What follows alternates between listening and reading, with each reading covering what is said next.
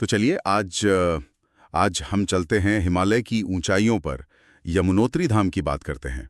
हमारे पास जो जानकारी है उसके हिसाब से देखते हैं कि माँ यमुना का ये जो उद्गम स्थल है, ये सिर्फ एक तीर्थ ही क्यों नहीं है। मतलब इसमें आस्था, प्रकृति, इतिहास सब कैसे मिलता है? हाँ बिल्कुल। यमुनोत्री की बात करें तो वो सिर्फ एक ज्योग्राफिकल लोकेशन नहीं है। यहाँ तो मतलब पौराणिक कथाएं एकदम जी उठती हैं, खासकर माँ यमुना की अपनी कहानी। हाँ, मैंने भी सुना है कि उन्हें सूर्यदेव की पुत्री मानते हैं और मृत्यु के देवता यमराज उनकी बहन है। और इससे जुड़ी एक बहुत ही महत्वपूर्ण बात भी है। कोई वचन था शायद यमराज का अपनी बहन को दिया हुआ। वो क्या था? हाँ, ये मान्यता यमुनोत्री के महत्व का एक बहुत बड़ा हिस्सा है, समझिए। कहते हैं कि भाई दूज का दिन था और यमराज ने अपनी बहन यमुना से कहा कि कोई वरदान मांगो। तो यमुना जी ने वचन ले लिया कि जो भी व्यक्ति यमुनोत्री आएगा, श्रद्धा से उनके जल में नहाएगा या पूजा करेगा, उसे मृत्यु के वक्त यमलोक की पीड़ा नहीं सहनी पड़ेगी। अच्छा, हाँ, इसीलिए इसे मोक्षदायिनी भी कहते हैं। और ये जो मृत्यु के डर से मुक्ति की बात है ना, यही चीज श्रद्धालुओं को यहाँ खींच लाती है।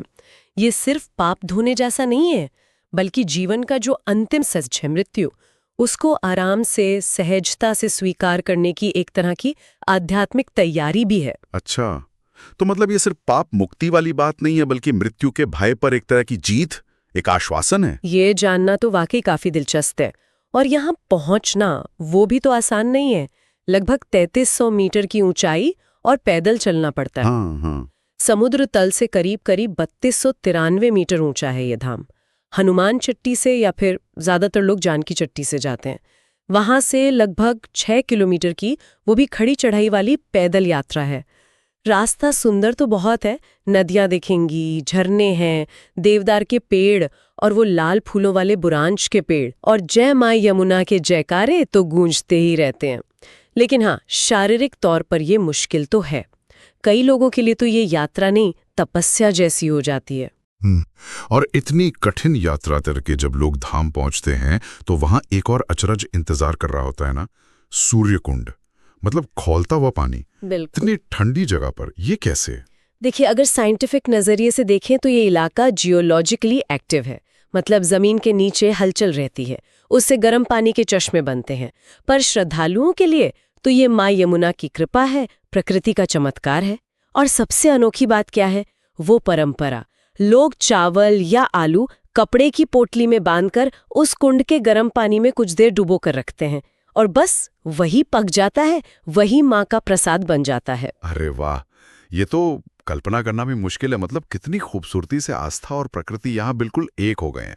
अच्छा, और मंदिर के बारे में क्या जानकारी है? किसने बनवाया? मूर्ति कैसी है? हाँ, जो जानकारी मिलती है उसके हिसाब से जो अभी का मंदिर है वो 19वीं सदी में गढ़वाल के राजा थे प्रताप शाह, उन्होंने बनवाया था।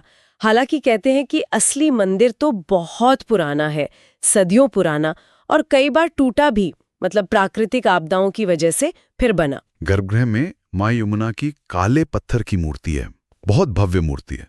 उस काले पत्थर की मूर्ति में एक शांति है, एक गंभीरता है, और उसमें एक वात्सल्य भी झलकता है। वो भक्तों को बहुत आकर्षित करता है, एक अंदर की शांति देता है।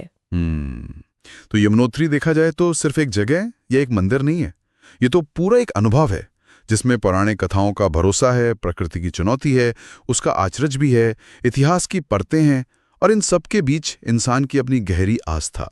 सही कहा, ये लाखों लोगों के लिए जीवन बदलने वाला अनुभव हो सकता है। बिल्कुल सही कहा आपने। यमुनोत्री हमें यही दिखाता है कि कैसे आस्था, प्रकृति और हमारा मानवीय अनुभव, ये सब एक दूसरे में मिले हुए